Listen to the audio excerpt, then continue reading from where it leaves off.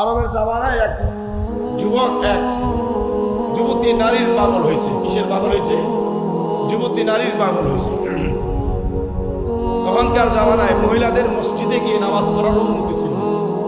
মহিলা মসজিদে গিয়ে মহিলারা জামাতে নামাজ পড়তেন। এখন এই ফেতনা জামানার মধ্যে বুজুর্গ উলামায়ে কেরাম, ফিকহি উলামায়ে কেরাম মহিলাদেরকে মসজিদে যাওয়া হারাম করে দিয়েছে। কারণ এই জামানায় এই মাসালা চলবে না।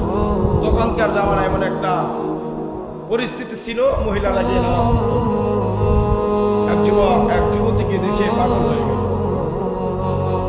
তখন একদিন, 2 দিন, 3 দিন, 4 দিন, 5 দিন যুবক শুধু মেয়ের পিছনে ঘুরে।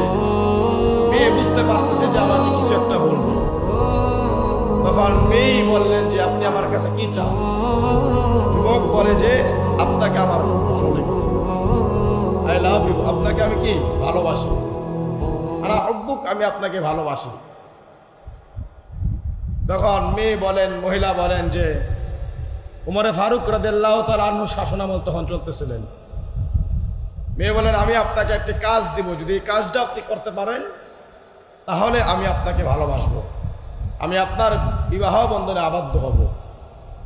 তখন যুবক বলে যে কি কাজ? বলে যে আপনি খলিফাতুল মুসলিমিন হযরত উমর ইবনুল খাত্তাব রাদিয়াল্লাহু তাআলা আনহুর পিছনে লাগাতার আপনি 40 দিন তাকবীরুল্লাহর সঙ্গে আপনি নামাজ আদায় করবেন। যুবক মনে মনে খুশি, আমাকে তো কঠিন কোনো কাজ দেয় নাই, এই কাজটা তো সহজ। আমার ভালোবাসার মানুষকে পেতে হলে এটা তেমন কোনো কঠিন কোনো কাজ না। যুবক বলেন হ্যাঁ ঠিক আছে। এ কথা বলে যুবক তিনি নামাজ পড়া শুরু করলেন। অজু কইরা পবিত্র হয়ে আজান হওয়ার পর মসজিদে গিয়ে তাকবীরুল্লাহর সঙ্গে নামাজ শুরু করলেন।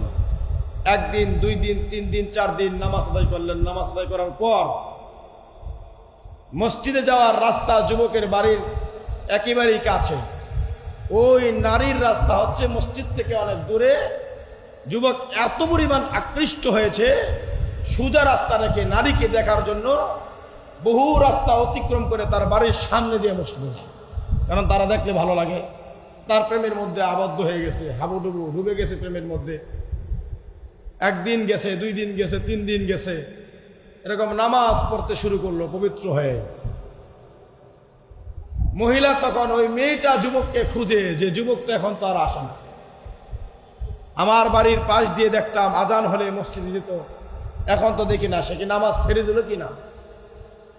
মেয়ে জিজ্ঞাসা করলো গিয়ে যে আপনি তো এখন আমার বাড়ির পাশ দিয়ে যান না, কারণটা কি? তখন ওই যুবক বলেন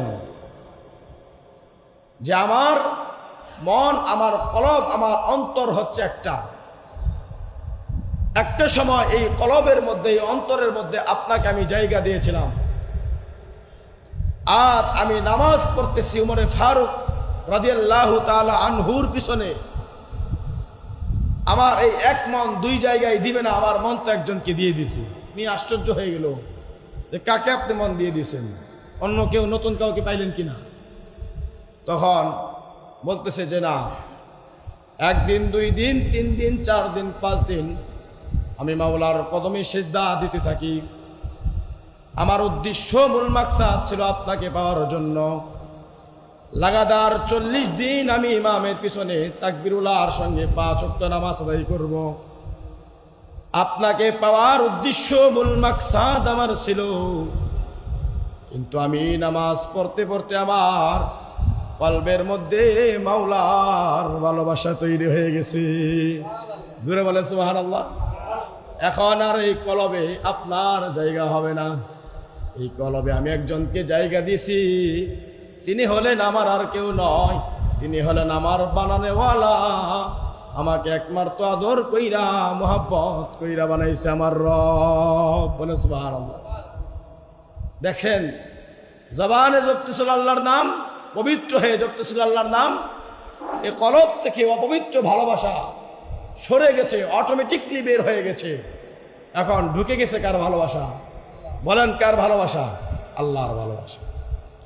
অতএব যদি আল্লাহর ভালোবাসা ঢুকাইতে হয় তাহলে কলবকে পরিষ্কার করতে হবে। কি করতে হবে ভাই বলেন, কি করতে হবে?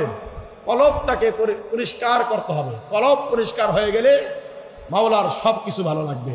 পবিত্র জায়গা ভালো লাগবে, মসজিদ ভালো লাগবে, মাদ্রাসা ভালো লাগবে, হজের স্থান ভালো লাগবে, ওয়াজ মাহফিল ওয়াজ নসিহত শুনতে ভালো লাগবে, সব কিছুই ভালো লাগবে।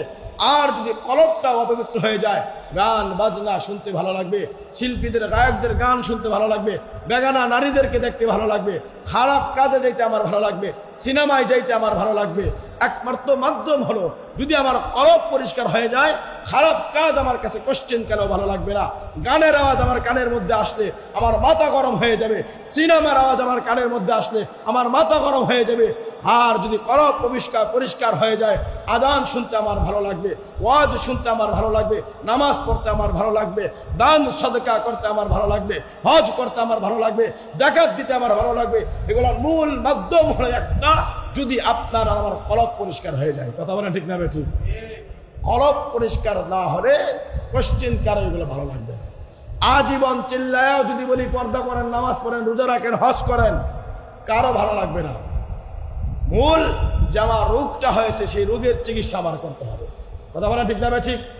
এই রোগ সকলেরই আছে, আমারও আছে, আপনারও আছে। এখানে কেউ বলতে পারবো না যে আমার আপনার কলবটা পরিষ্কার। Ayat Media TV, always engaged in promoting Islam.